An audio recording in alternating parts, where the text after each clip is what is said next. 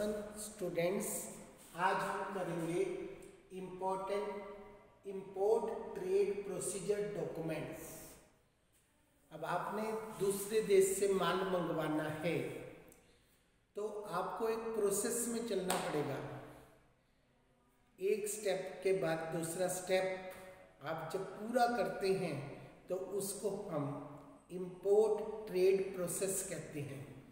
अब बच्चों, आपने किसी चीज़ की इम्पोर्टेंस लिखनी है, किसी चीज़ की मेरिट्स लिखनी है, डीमेरिट्स लिखनी है, तो आप उल्टा पुल्टा कैसे भी लिख सकते हैं, परंतु आपको एक प्रोसेस लिखनी है तो आपको स्टेप वाइज लिखना पड़ेगा। स्टेप नंबर 1 ये, स्टेप नंबर 2, स्टेप नंबर 3, उसमें आप कोई स्टेप मिस नहीं कर सकते। तो आपको दूसरे देश से माल मंगवाना है, उसको हम इंपोर्ट कहते हैं और उसका एक निश्चित प्रोसेस है। उस प्रोसेस को पूरे करने के लिए आपको एक निश्चित प्रक्रिया में से पास आउट होना पड़ेगा, तब जाकर आप इंपोर्ट कर सकते हैं, अदरवाइज नहीं। क्योंकि ये इंटरनेशनल ट्रेड है, आपका अपने देश के साथ तो है नहीं, दूसरे देश के साथ है, तो आपको एक पूरी प्रक्रिया में से जाना है। तो उसके हम इस प्रोसेस में पहले 5 डॉक्यूमेंट आज सीखेंगे। सबसे पहले ट्रेड इंक्वायरी। जब भी कोई इंपोर्टर किसी दूसरे देश से माल मंगवाना चाहता है तो सबसे पहले वो इस बात की इंक्वायरी करता है रिलेटेड विद एक्सपोर्टर, कि दूसरे देश का एक्सपोर्टर कौन है, कहाँ से मुझे माल अच्छे ढंग से अवेलेबल हो सकता है और माल किस कंडीशन में मिलेगा मुझे, उसकी पैकिंग क्या होगी, उसका स्टैंडर्ड क्या होगा, उसकी रेट क्या होंगी और कहाँ इस माल की अवेलेबिलिटी सबसे ज़्यादा है, और जो वो एक्सपोर्टर है उसकी पूरी गुडविल के बारे में जानकारी हासिल करना। आजकल तो जानकारी हासिल करने के लिए आपके पास सबसे बढ़िया इंटरनेट है और उसकी सहायता से आप किसी के बारे में पूरी इंक्वायरी कर सकते हैं।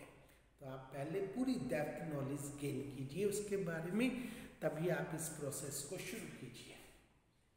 ऑब्टेनिंग द इंपोर्ट लाइसेंस, उसके बाद हमारा दूसरा काम होता है आपको लाइसेंस लेना पड़ता है।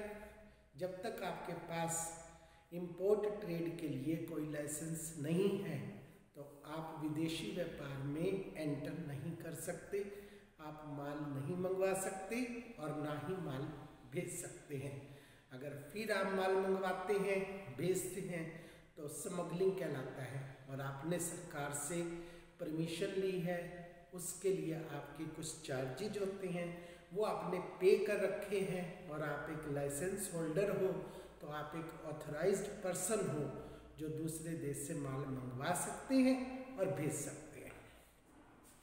उसके बाद आता है अगर हमारा ऑब्टेनिंग द फॉरेन एक्सचेंज। अब आपको दूसरे देश से माल मंगवाना है, उसके लिए आपको पेमेंट करनी है, फॉरेन करेंसी की ज़रूरत पड़ेगी, तो उसको आपने अरेंज करना है कॉमर्शियल बैंक से या फिर जो हमारा फॉरेन बैंक होता है उससे। आप पहले बैंक से अपनी करेंसी को अरेंज कीजिए जो आपको पेमेंट के लिए पैसे की ज़रूरत है। इसके बाद होता है प्लेसिंग एन इंडेंट। जब हम दूसरे देश से माल मंगवाते हैं और एक्सपोर्टर के पास माल का ऑर्डर भेजते हैं, उसको हम इंडेंट कहते हैं। इंडेंट 2 प्रकार का होता है, एक हमारा होता है ओपन इंडेंट और एक हमारा होता है क्लोज्ड इंडेंट। ओपन इंडेंट में जो इंपोर्टर है वो एक्सपोर्टर को केवल थोड़ी सी चीज़ों की जानकारी देता है कि आप इतना माल और इस स्टैंडर्ड का भेज दीजिए, बाकी सारे डिसीजन वो एक्सपोर्टर पर छोड़ देता है, उसके विश्वास पर छोड़ देता है कि आप अच्छी क्वालिटी का अपने आप ही माल अच्छा भेज दीजिए। परंतु क्लोज इंडेंट के अंदर जब हमारा इंपोर्टर एक्सपोर्टर को अपनी चीज़ के बारे में, एक एक चीज़ के बारे में नॉलेज देता है कि हमारे पास ये माल भेजना है, उसका स्टैंडर्ड ये होना चाहिए, उसकी प्राइस ये होनी चाहिए, कलर ये होना चाहिए और उसकी पैकिंग इस ढंग से होनी चाहिए, डिज़ाइनिंग ये होना चाहिए। हर एक चीज़ के बारे में वो खुद इंफॉर्मेशन देता है, तब हम उसको क्लोज इंडेंट कहते हैं। इसके बाद हमारा अगला पॉइंट आता है बच्चों, sending the letter of credit. अब इंपोर्टर और एक्सपोर्टर एक दूसरे को नहीं जानते, तो उनके बीच में एक्सपोर्टर को कैसे विश्वास आए कि इंपोर्टर हमारी सही ढंग से पेमेंट कर देगा माल प्राप्त करने के बाद या नहीं करेगा। तो इस विश्वास को जीतने के लिए इंपोर्टर को एक्सपोर्टर के पास बैंक से एक लेटर बनवाकर भेजना पड़ता है। इसका मतलब बैंक जो है वो इंपोर्टर की तरफ से या गारंटी देता है एक्सपोर्टर को कि अगर इंपोर्टर ने पेमेंट नहीं की तो हम उसकी पेमेंट आपको करेंगे। इसको हम कहते हैं लेटर ऑफ क्रेडिट।